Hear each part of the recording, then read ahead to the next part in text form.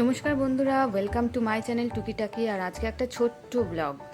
আজকে আমি যেটা করছি সেটা হচ্ছে ওভারনাইট সোক করে রাখা মুগটাকে ভালোভাবে মিক্সিতে পেস্ট করে নিয়েছি। তার মধ্যে একটু হালকা হলুদ, একটু আদা রসুনের কুচি ফ্লেভারটা হওয়ার জন্য, আর তার মধ্যে একটু নুন দিয়ে রেখেছি। তারপরে কড়াইয়ের মধ্যে অল্প একটু তেল, তোমরা দেখতেই পেলে অল্প একটু তেল দিয়ে স্প্রেড করে রেখেছি তেলটাকে। আর তারপরে ব্যাটারটাকে দিয়ে রেখেছি। ব্যাটারটাকে জাস্ট একটু বেশি করে দেবো, আর তারপরে ধোসার মতন করে স্প্রেড করে নেব। হালকা হাতে জাস্ট ধোসার মতন করে এইভাবে স্প্রেড করছি। এটা ভীষণ ভালো একটা ব্রেকফাস্ট, যেহেতু দেখলে কম তেল দিয়ে বানিয়েছি। তো ডেফিনেটলি তোমরা একটু ট্রাই করো। আর মানে সময়ও কম লাগে।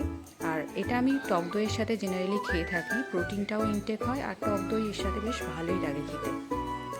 তোমরা এর মধ্যে পেঁয়াজ কুচিও অ্যাড করতে পারো, কিন্তু সেটা নিজের পছন্দ মতন। 2-3 মিনিট এরকম হয়ে গেলে এটাকে তুলে নেব। ব্যাস রেডি মুগের ছিলকা।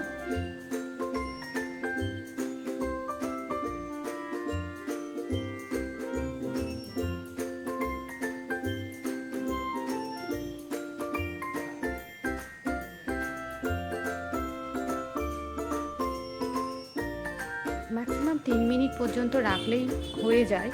তারপরে এটাকে হালকা হাতে এটাকে জাস্ট টার্ন করে দিতে হবে। আমার তো মুগের ছিলকা রেডি। আপনারাও এরকমভাবে বানান এবং আমাকে কমেন্ট করে জানাবেন কেমন লাগলো খেতে। Thank you for watching.